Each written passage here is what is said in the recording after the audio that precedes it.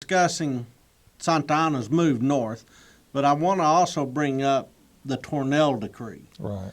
So, with the fight at Tampico, the presence of Americans that are starting to come in to add their voices to the opposition in Texas, plus also the threat of other foreign interventions. What was Tornell's position within Santa Anna's government? It was the Secretary of War. All right, so the Secretary of War under Santa Anna issues a statement that if any of these parties taken under arms would be considered pirates, essentially land pirates. Right. And if they're land pirates, then they should suffer the fate of ocean pirates. Quite right.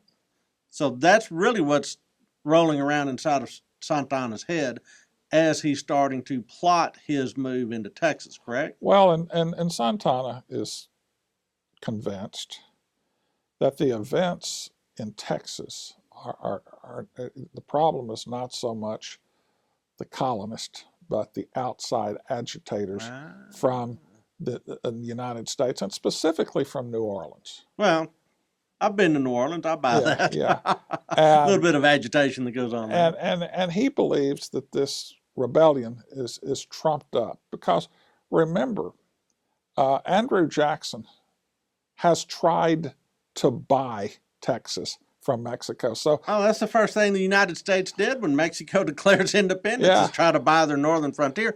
Plus, we've already talked in other lessons about the claims, the latent claims about the Louisiana Purchase, including Texas. Well, and unfortunately, Andrew Jackson sent down a really ham-fisted ambassador, Butler, who was probably the least diplomat that there's ever been, and he thoroughly alienated Mexicans. So if you connect the dots in your Santa Anna, you see this as sort of a larger nefarious plot to separate these northern regions from Mexico. Okay. So Santa Anna is busy gathering his army, plotting his strategy. What sort of Texian resistance force will he encounter? A very meager one. And here's why. After the successful siege of Bear,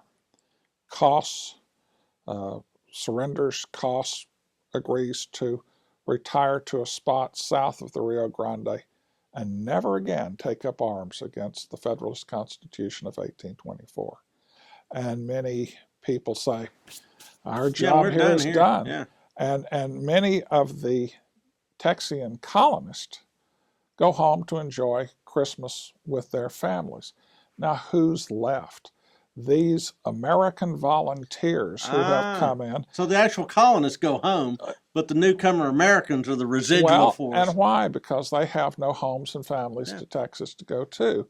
So they are stuck down on the frontier. And in 1835, 1836, places like San Antonio and Goliad were considered the frontier. Sure.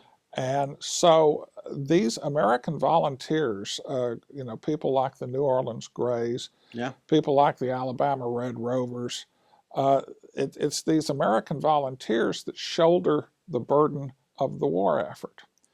And if you had looked at a map in 1835, 1836, you would see that the two roads come into Texas from the interior of Mexico. One is the old San Antonio Road, or Camino Real, that crosses the Rio Grande about where Eagle Pass is now. Sure, Presidio del Rio Grande. Yeah, and actually comes into San Antonio from the west. Yeah, and about then, US 80 now. Yeah, and then proceeds up toward Bastrop, and then all the way to Nacogdoches. And that's what, Texas 21? Yeah, and eventually all the way to Natchitoches, Louisiana. Yeah. Now the other road is the Atascocita Road, they called it, and it crosses the Rio Grande at Matamoros and sweeps the Texas coastal prairies, San Patricio, Refugio, Goliad, Victoria, and then there's a branch up to Washington on the Brazos, and then there's another one up to Matagorda, and we're talking about the heart of the Anglo settlements.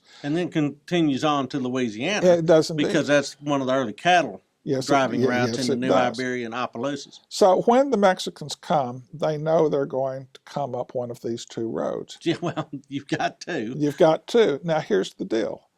There's a fort at Goliad, the Yep. Presidio La Bahia, and there is a fort also at San Antonio, the Alamo. Fortish. Fortish. And here's the plan.